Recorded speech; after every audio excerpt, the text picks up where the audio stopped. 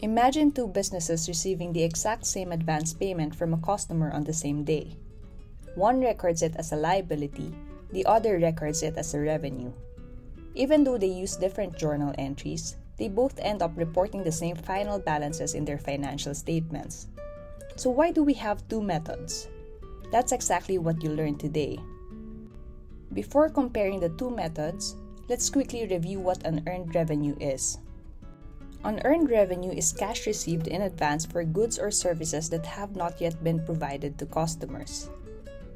In simple terms, it's when cash is received now, but revenue is earned later.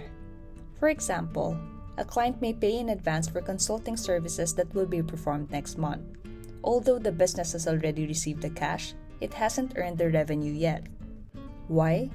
Because there's still an obligation to provide a service. Hence, the amount is considered a liability until the work is completed. This idea is the foundation for today's lesson. Now let's compare the two methods at a high level, but we'll not be looking at the journal entries yet.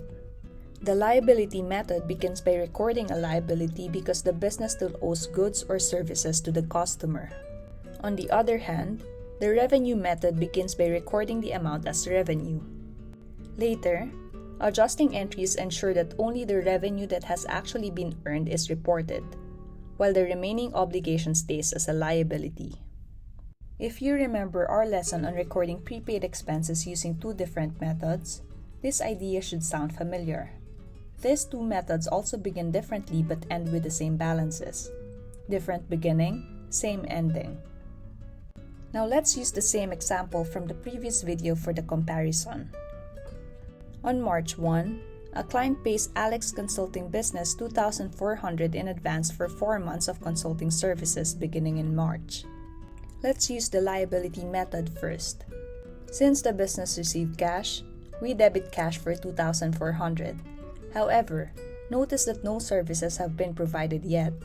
Because the revenue hasn't been earned, we don't credit consulting revenue. Instead, we credit unearned consulting revenue, which is a liability. It represents the business obligation to provide consulting services over the next 4 months. Now let's see what happens in the T accounts. After posting the entry, unearned consulting revenue has a credit balance of $2,400. At this point, consulting revenue still has a zero balance because the business hasn't earned any revenue yet.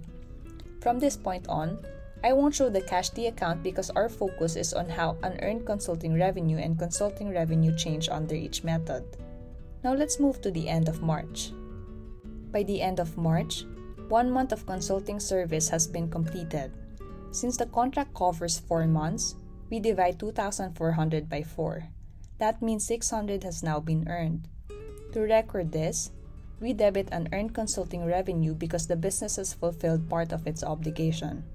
Then we credit consulting revenue to recognize the revenue earned during March. Now let's look at the updated balances. The balance in unearned consulting revenue decreases from 2,400 to 1,800. At the same time, consulting revenue now has a balance of 600. This makes sense because 1 month has been completed, while 3 months of consulting services still remain. Now let's record the exact same transaction using the revenue method. Just like before, we debit cash because the business received 2,400. The difference is the credit.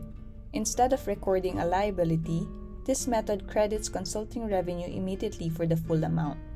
At this point, the business has recognized all 2,400 as revenue, even though only 1 month of services will be completed by the end of March. We'll see later how the adjusting entry corrects that. After posting the entry, consulting revenue has a credit balance of 2,400. Meanwhile, unearned consulting revenue has a balance of 0. At this stage, too much revenue has been recognized. By the end of March, only 600 has been earned.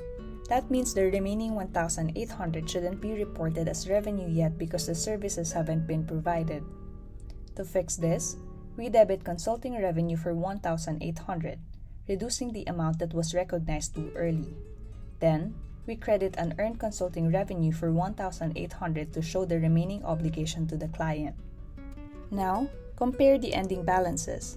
Consulting revenue has been reduced from 2,400 to 600. Unearned consulting revenue now has a balance of 1,800. Now that we've gone through both methods, let's compare the ending balances side by side. Under the liability method, the ending balance in unearned consulting revenue is 1,800 and consulting revenue is 600. Under the revenue method, the ending balances are exactly the same. Even though the journal entries look different, both methods produce identical balances after the adjusting entry. This is why both methods are accepted in accounting. The important thing isn't how you started, it's that the balances are correct at the end of the accounting period. Whenever you're studying these methods, focus on the ending balances rather than trying to memorize every journal entry. Here's a simple memory tip. Instead of memorizing the journal entries, just remember the name of the method, because the name of the method tells you how it starts. If it's the liability method, the initial entry starts with a liability. If it's the revenue method, the initial entry starts with revenue. And this tip applies for the two methods we learned for prepaid expenses as well. So far, we've covered adjustments related to timing, such as accrued revenue, accrued expenses, prepaid expenses, and unearned revenue. In the next video, we'll look at other adjusting entries.